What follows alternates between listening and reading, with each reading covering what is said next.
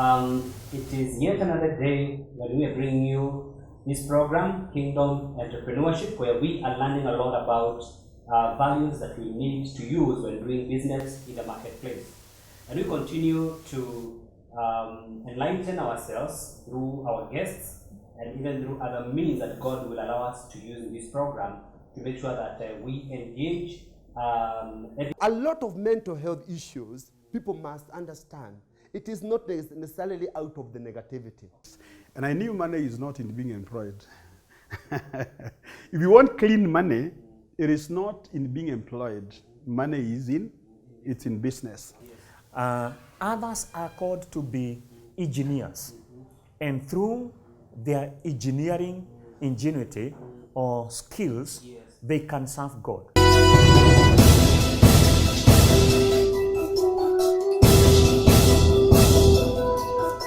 Well, today is the day that the Lord has made. We rejoice and be glad in it. Now, we are continuing with our program on Kingdom Entrepreneurship, and we are going to explore various ways in which we can be able to excel and prosper in business.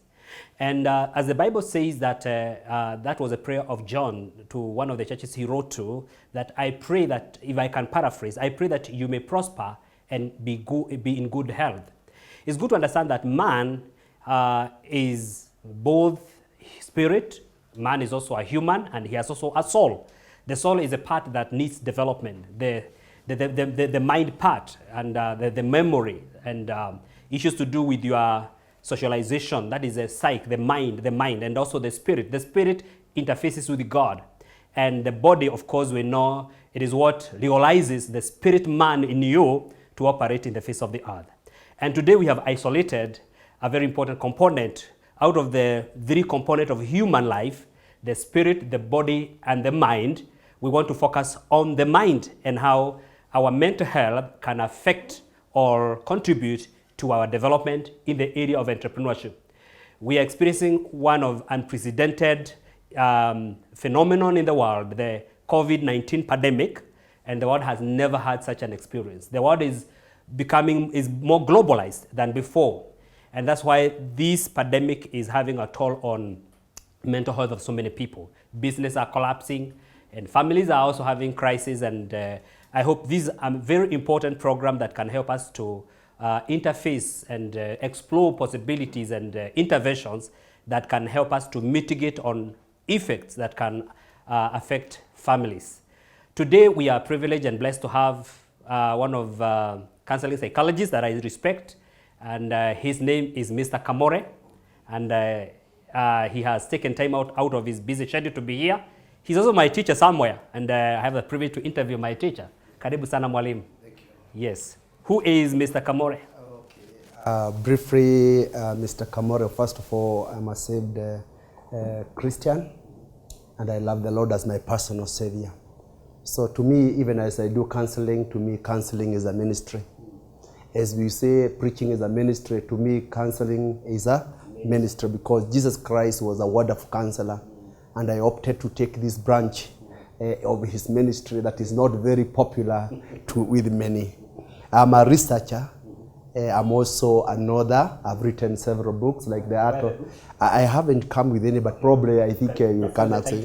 Yeah, one of them is the art of parenting. And there are other series of parenting that are also coming up. One time I listened to Pastor Mushai in this program, and he was saying he was very busy writing books, and I thought we were sailing in the same boat. I think the COVID-19 lockdown is going to be something good, that we shall come out better, like and beautiful like butterflies. Then apart from that, I was trained as an educationist. I've been a teacher for quite a number of years. But I decided out of passion to leave teaching and start an organization called Counseling Research Institute of Kenya. I'm a fan of research, and therefore all our programs are based on researches, including what we are going to discuss today.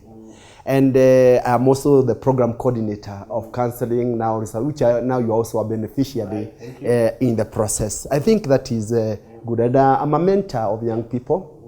I mentor men, and And also, I'm a consultancy for school guidance and counseling colleges, and we do a lot of good work with them. Yes. That's awesome. As a counselor, now you can tell me how I'm thinking.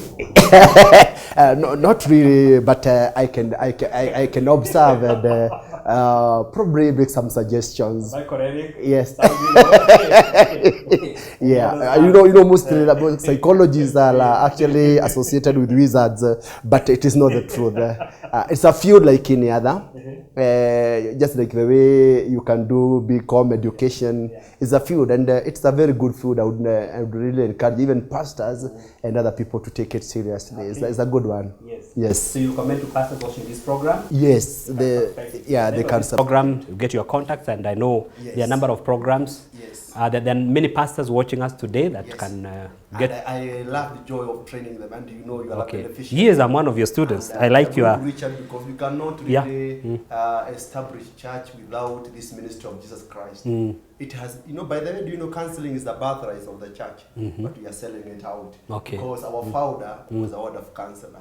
So I wish that they can buy it. They can buy it. Yes. So now, I say that the current pandemic is having a toll on the global economy in unprecedented manner. It has never happened. I think it's also because of the nature of the globalized society we are in. We had pandemics, I think it's 1918 there. Is it the Spanish pandemic, or I can't remember well. And because the world was not as globalized as it is today, maybe the impact was not felt as it is today.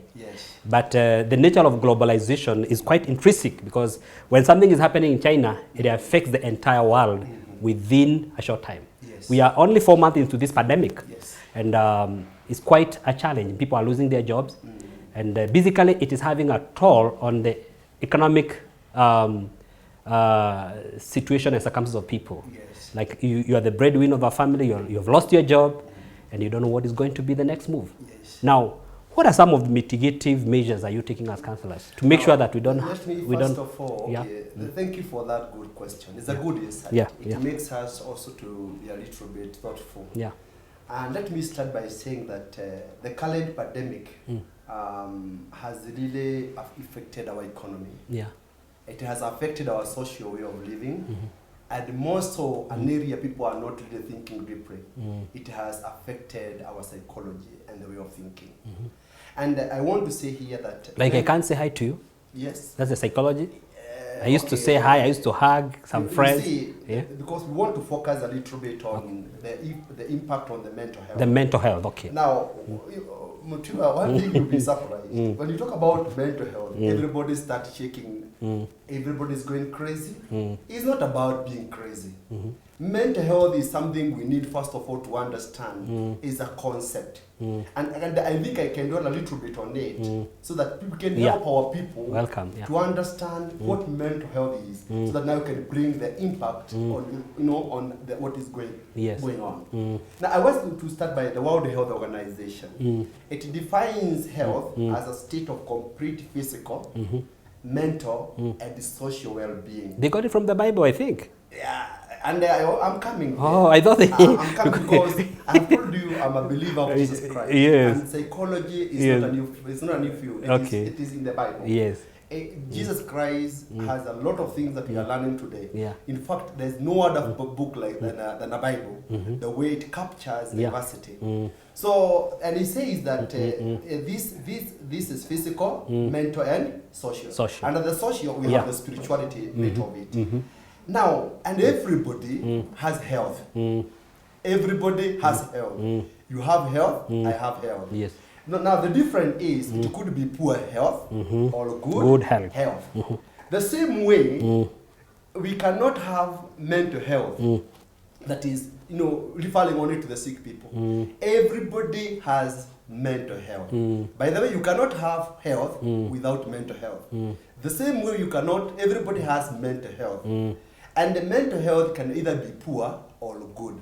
So when you talk about taking care of mental health, just like the way you struggle with your health, you are eating well, not because you are sick. You are trying to exercise, not because there is anything wrong. Because you can have poor health and yet you have not displayed any symptom of sickness. The same way you can have poor mental health, yet you are not symptomatic.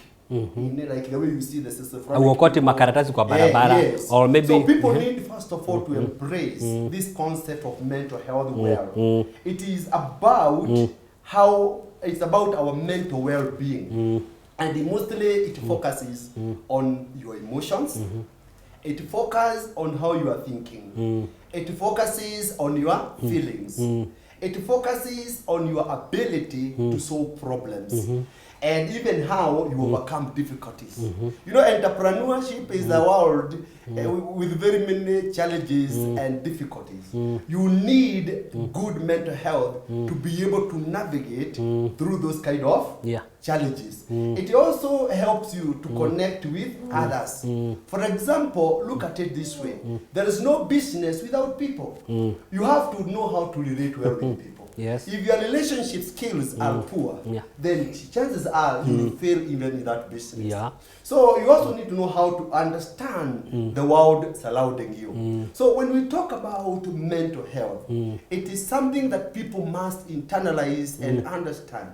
It is a state of mental well-being. Yes. And it impacts in almost all our areas of life. Like now you have asked me about the COVID-19. Yeah. When the crises that are going on have an impact on our emotions, it has added on stress, isn't it? Yeah. It is giving us, you know, a lot of challenges emotionally, and it is also affecting the way we are thinking. The emotions like we have, like worry, fear about an unprecedented future. Yeah. All these are mental health issues. But let me surprise you a concept that people don't take seriously. That mental health, the emotions you have, they all originate from the mind. So there is a relationship between what I am thinking, what I'm feeling, and what I'm doing. So when I am fearful about the economic environment, it is what I'm feeding my mind on. So if I'm feeling like this business is likely to collapse, I don't know what is going on. So it is going to affect even how you're going to behave. And your behavior can either be you are self-motivated, you are energized, or sometimes you can also become demotivated. So a lot of mental health issues, people must understand. It is not necessarily out of the negativity. Okay. Can I tell you something? That we have something I call positive emotions. Do you know something like love, hope, joy, happiness? Those are mental health issues.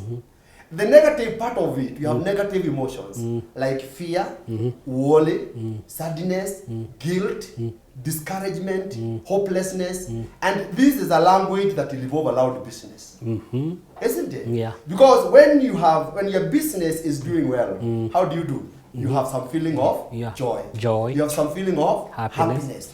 When it is not doing well, then what the opposite also happens. Yeah. You are fearful, you feel sad, you feel discouraged. Yes. So there is a lot of relationship between the way you do business and your mental health. Yes. And I want to say that the economic impact of the COVID-19 has a mental health impact in the sense that it has led to loss of jobs.